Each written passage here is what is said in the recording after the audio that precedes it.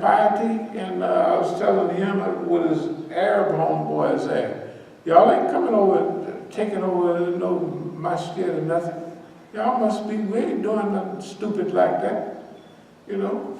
And the stuff he's telling me is, you gotta protect the masjid. So he's working with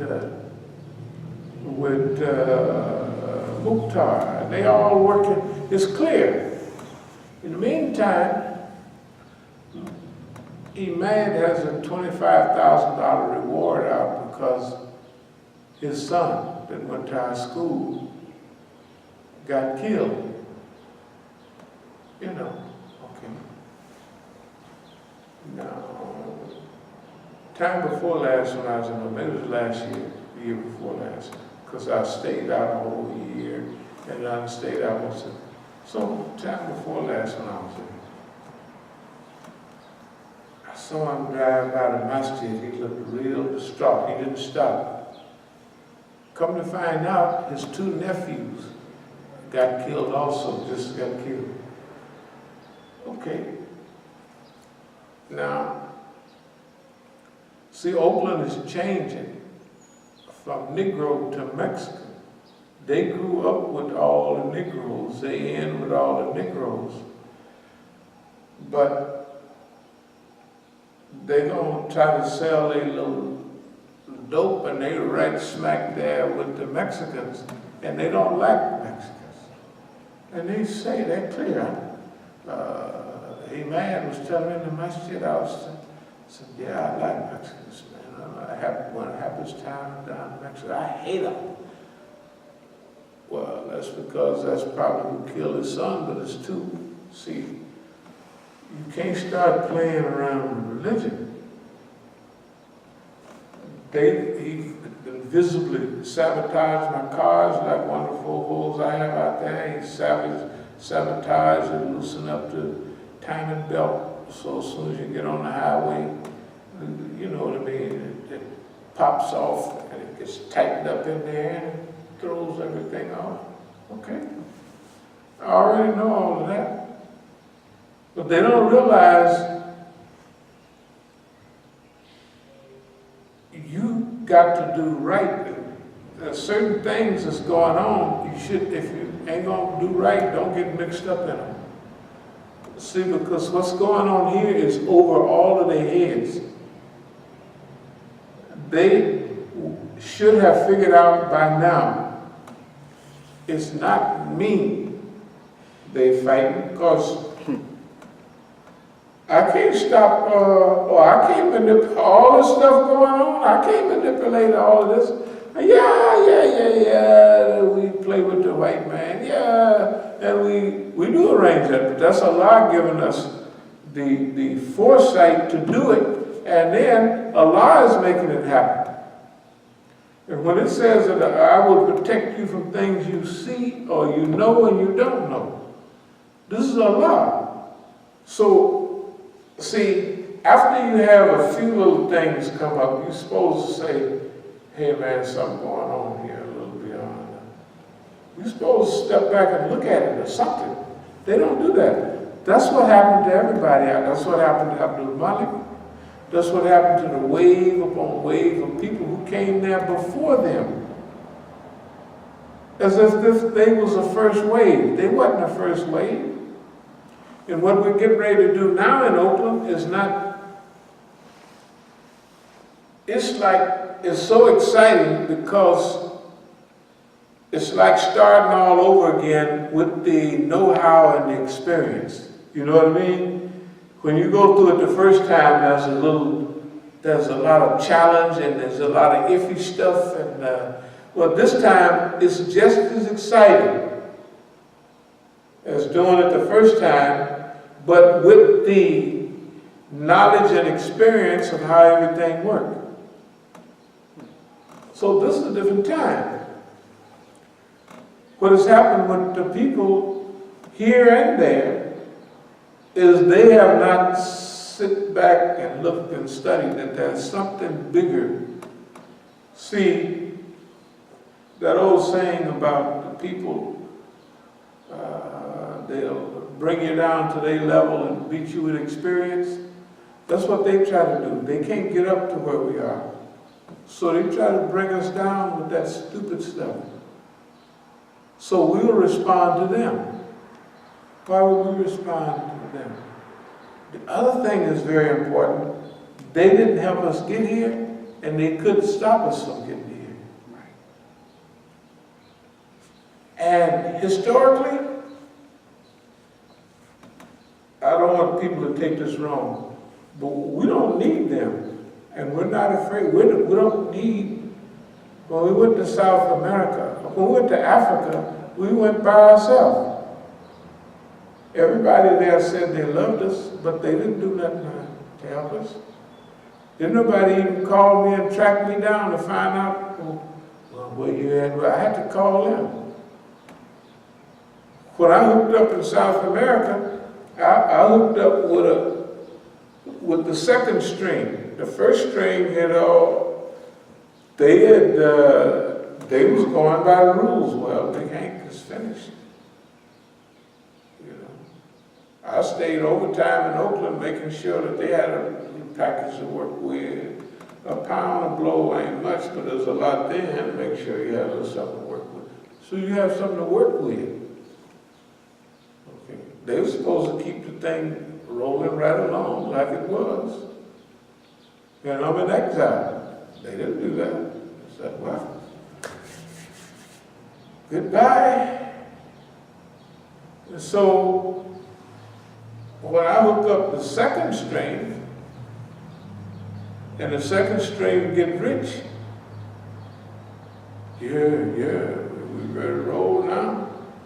We ready to get back in. Sure, no problem. It's no big deal. We're ready to roll too. The point is, nobody never went nowhere to help nobody do nothing. Nobody helped Oakland get started, just like the people here didn't help DC get started. They worked against it. They worked against Oakland. So why would we waste any time talking to them? Or they don't mean anything. And the main thing, if you watch and listen to them, they don't make sense. Do they make any sense? They don't make sense. So, the Quran says, if you see the ignorant, you say salam. Because if you argue with somebody ignorant, you arguing with, I don't want to go back to the 80s, but back in, must have been 83, 84. This guy came out here on the radio about breatharianism. I guess y'all ever heard of that.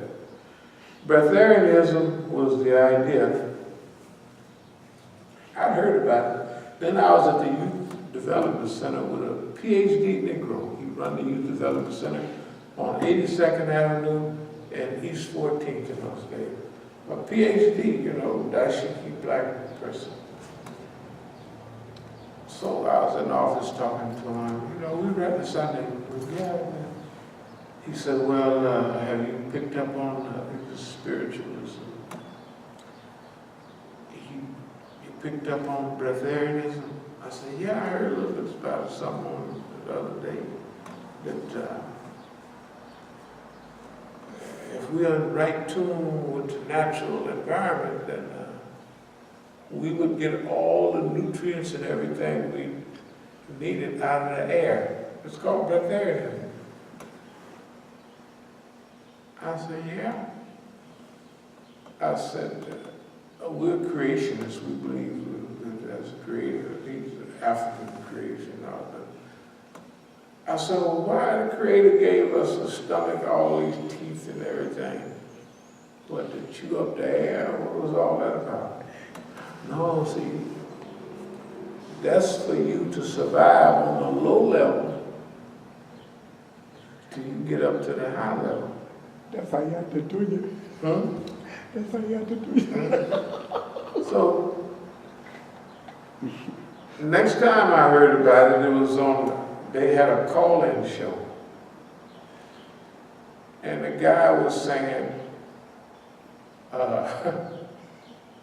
people's asking the same question we ask. We just talk about it. I ain't gonna waste no time on no breatharianism. But he was explaining, you know how they can shell game you, and well, it's a hyporeal floater matter. And if you do that, then it causes the accelerator to demotivate the congratulator. And this produces, that's what they say, he was saying.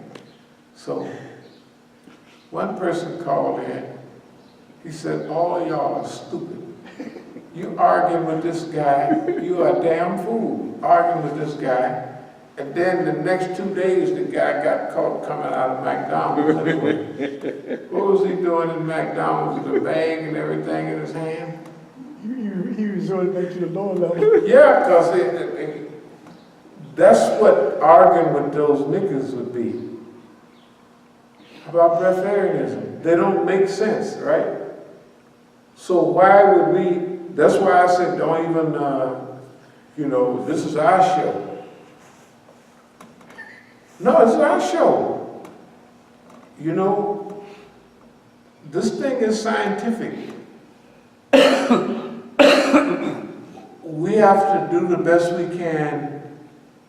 We have to stretch this, elongate this over as long a period as we can to teach the world about using your imagination to build the type of world that you want to use, to study the environment and yourself and see what are the characteristics of people that they're going to need to get to where we want to go. What type of characteristics? Will you need faith? Will you need intuition? Will you need discipline?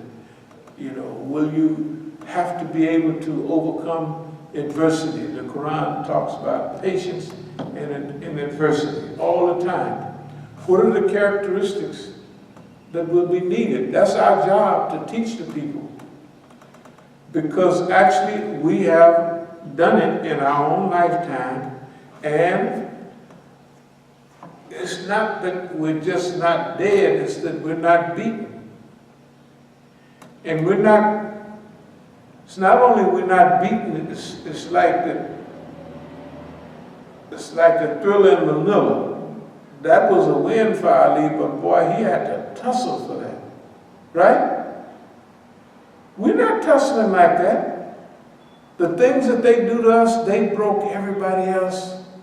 If they did it to us 10 times, they broke them the first go-round. Mafia, communists, political leaders. One of my family members was saying, one of my daughters was saying, well, Daddy, if that was all true, they would kill you. I said, no, that's what the people, your family told you they would do that. And I said, those people are, my family is a protection. Y'all is a protection. So because they hired everybody on, that was supposed to make you depressed. But if you're thinking properly, hey, they got everybody on board. If they got everybody on board, that means they done locked themselves in. Right? Because whatever technique they use, and I know what they use because your people tell you, your uncle, he's always been such and such, and there's people in the agency. And these are people who were government workers. My family is like everybody else, teachers and government workers. And they believe what them people say. We want you to help us save his life. I'm the good FBI agent, right? And they believe the crap. They believe it. You don't think the FBI is effective? Why they always go by niggas' mama's house, their Amy's house, brothers and sisters' house all the time? First, if it wasn't working, they wouldn't go there. They said, don't go to his mama's house, she ain't gonna tell on him. They go to his mama's house, just like they told the feds told He went to my mother and he told my dear mother, just like what women want to hear.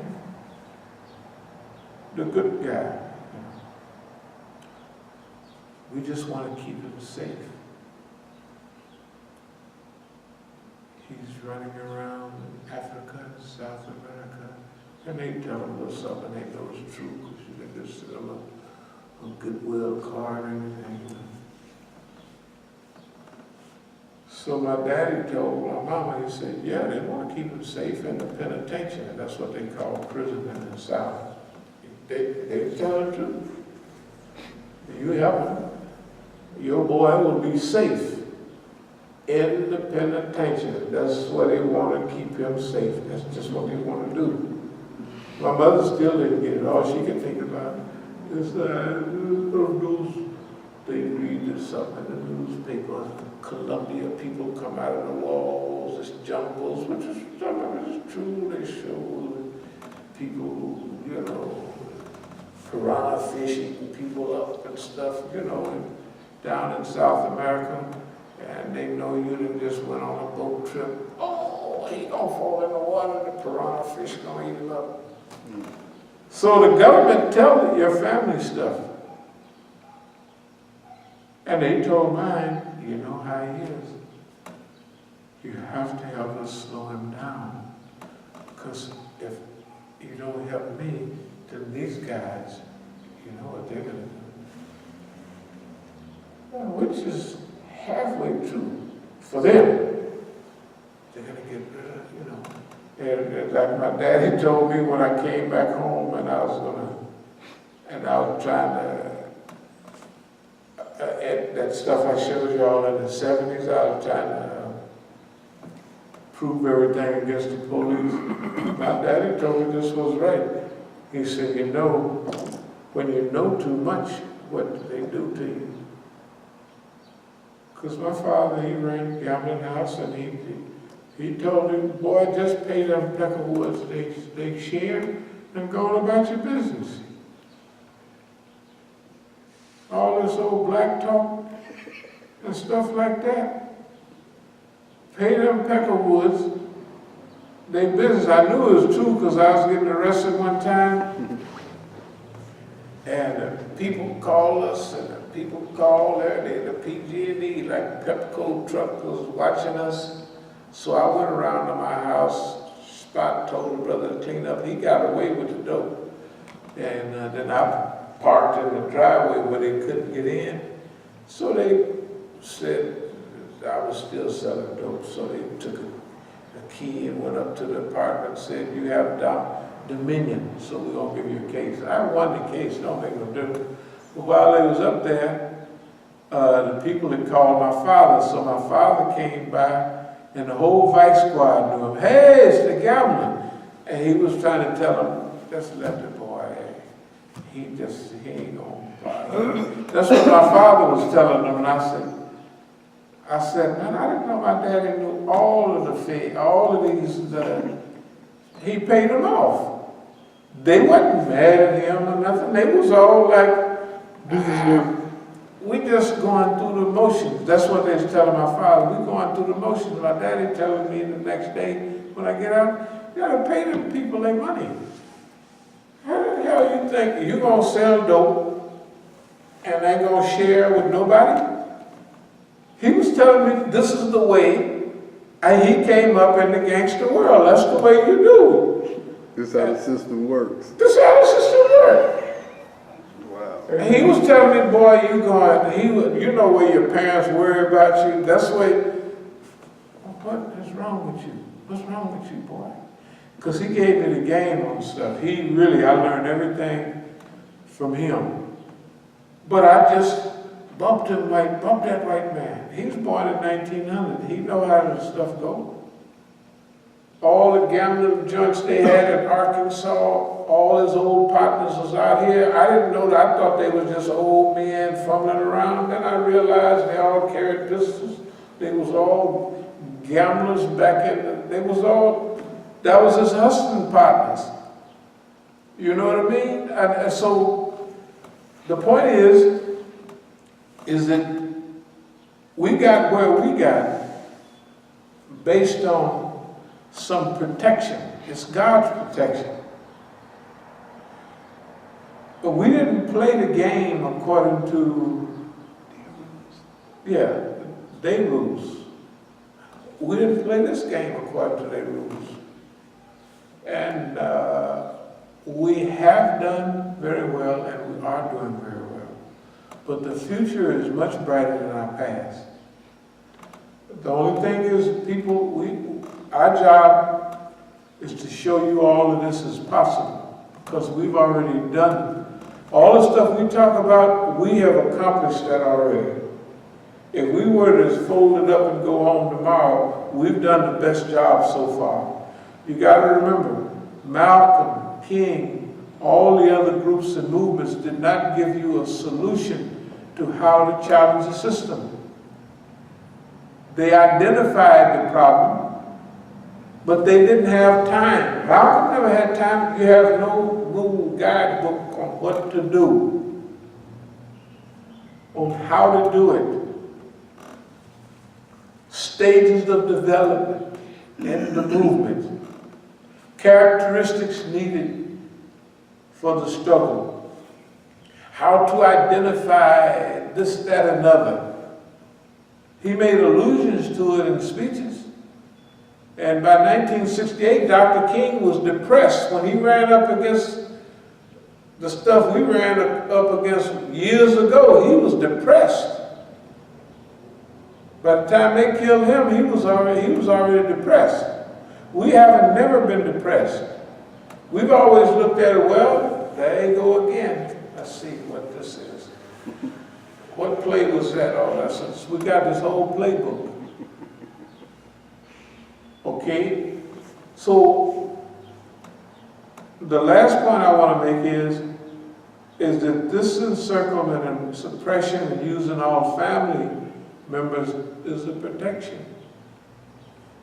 They can't do nothing to me. You know why? Because there are too many people in it. Everybody's in it.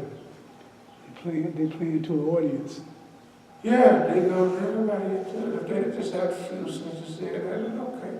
They brought my family in and old friends. They got everybody in it. Okay, your family and friends are in it to protect you. And to get a few dollars, of course. Never leave that out. But they can't hold. If I wind up shot, if I get a finger, my finger hurt. They can't hold that. They can't hold it in because we didn't sign up for that. And I've already told everybody that they get a free ride.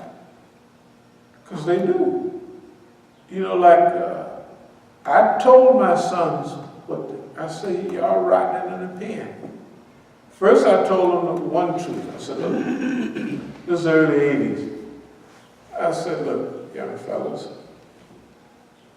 the only way y'all gonna get through this is that you live exactly like I do.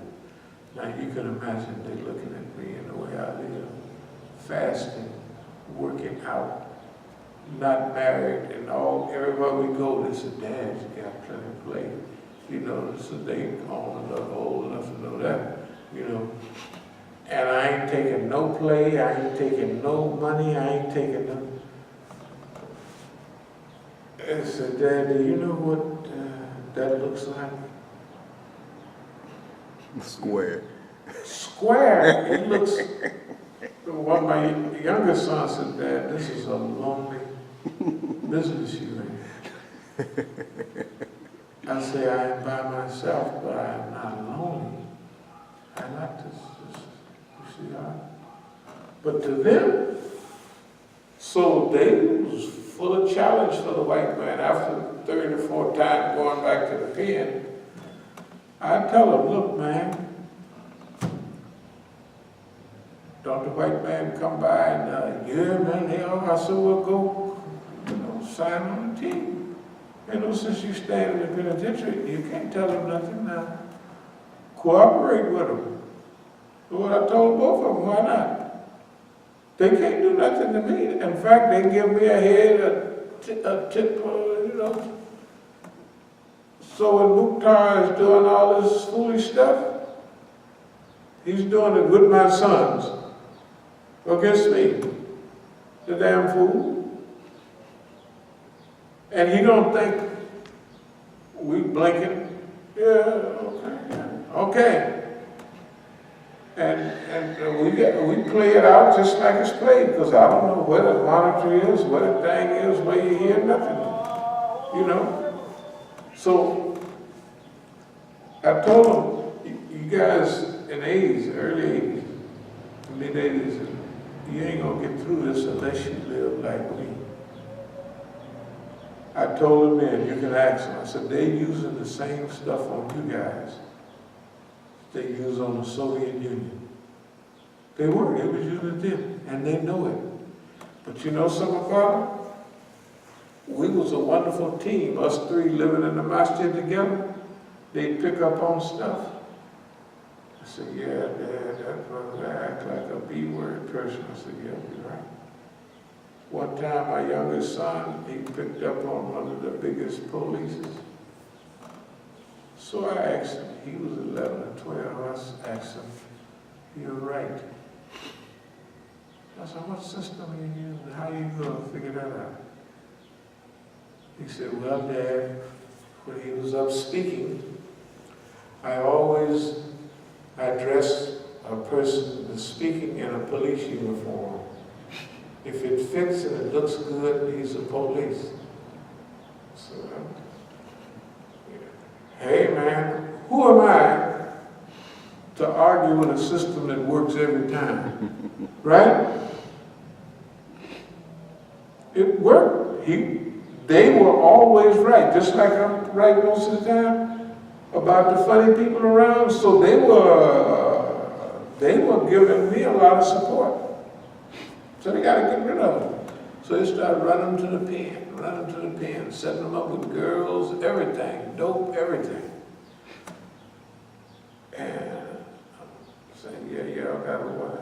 No, I'm too smart. I said, yeah, well, what's going to happen by it? Within 2 weeks, this is going to happen. Of course, in 2 weeks, it does happen. How you know, Dad? I said, because I've done all this stuff 200 times. So, but the point is, with all that trouble, all of my son's friends, every last one of them is dead. You know that period of the 80s and 90s? The youngsters coming up in D.C., the same in Oakland. Nobody made it. None of their friends made it. But them, both of them, that's good numbers. They don't have to be saints. They did their part. They did a good job. When payday comes, they'll get their reward too. They did a good job. These dummies, Mukhtar and them, they don't understand,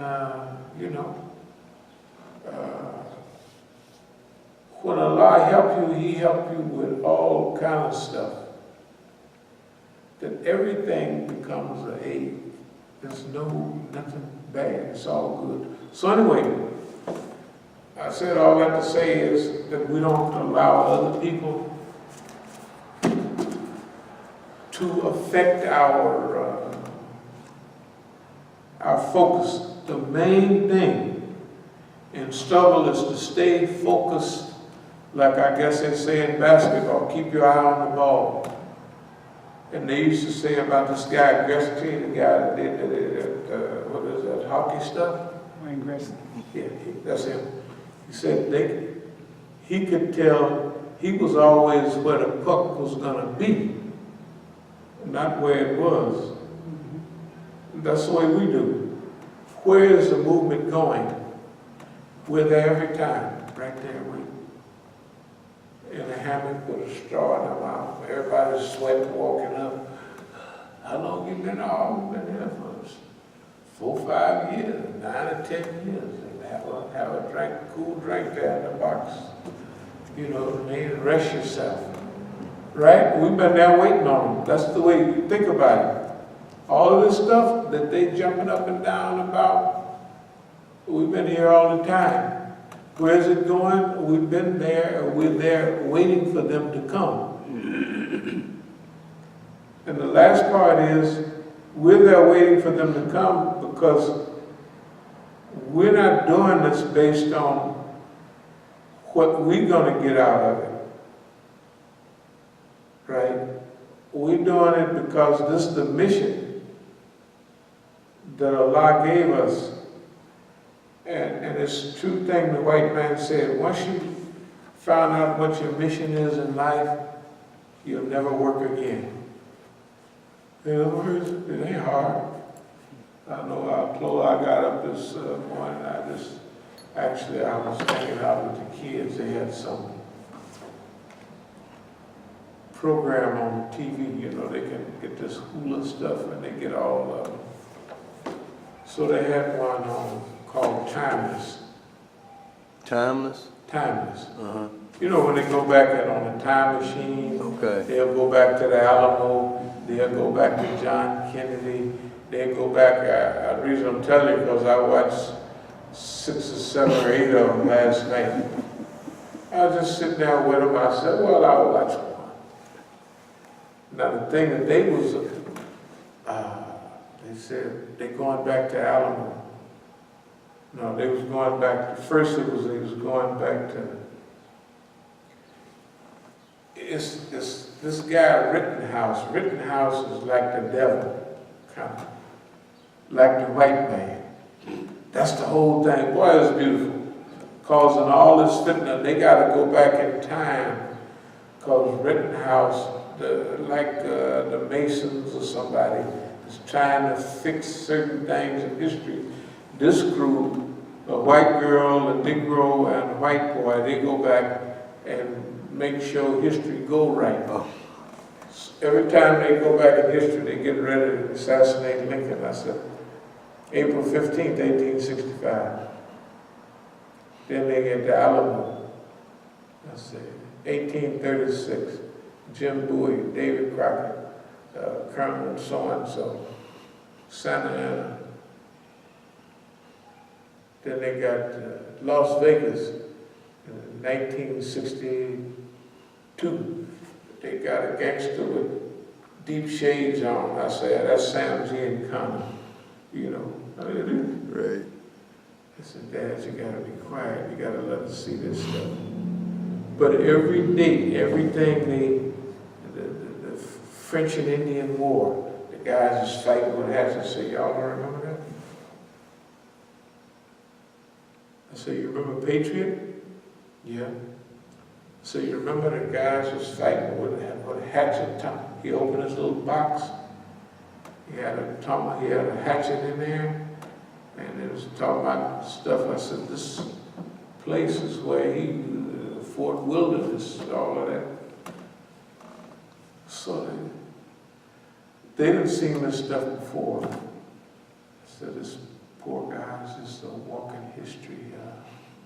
How can anybody remember all of that? And then some of it is like, oh, that's 1962. You were 22 then. I said, no, I was 17 then.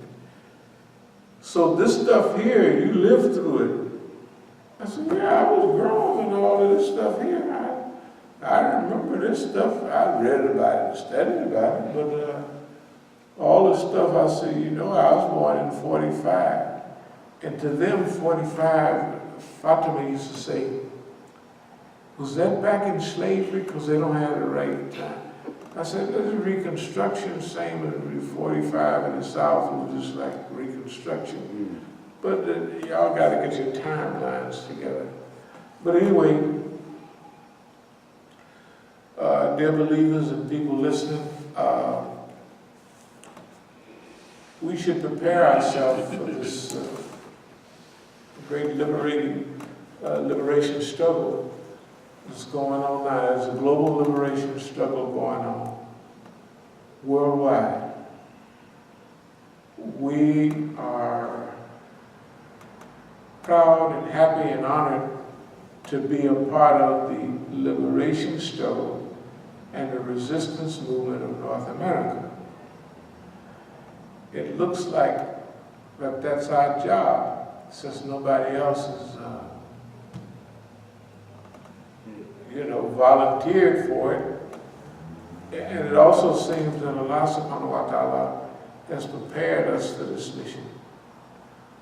So, I'll close with this. Once you discover your mission in life, you'll never work again. It's things you get to do, not you got to do. There's a difference. People will say, oh, man, you got to plant a garden. I don't got to plant a garden. I get to plant a garden. Only thing is, I can wait till the middle of the summer because I'm not going to plant 2 gardens this year because I ain't going to be here to nurture the second one around. So I'll just cruise. Just think. When you get to do life, you ain't got to do it. You get to do it. That's a big deal. So thank y'all very much, and give the Negroes out there a big hug. They got a lot they're going to have to face here coming in the next few years. They're going to have to face the Oakland Tribune. They're going to have to face television, radio, all kind of series, because we're going to all of the media and we're developing our own media. And we're going to highlight the whole life cycle there in Oakland and D.C. because that's the mission. That was the mission, that is the mission, and now we know it's the mission. So it's our job to help America and the American people and the global Islamic movement. That's our job. So we hope you sign on and start getting yourself prepared for this great honor and this great work. أقول قولي هذا وأستغفر الله لي ولكم.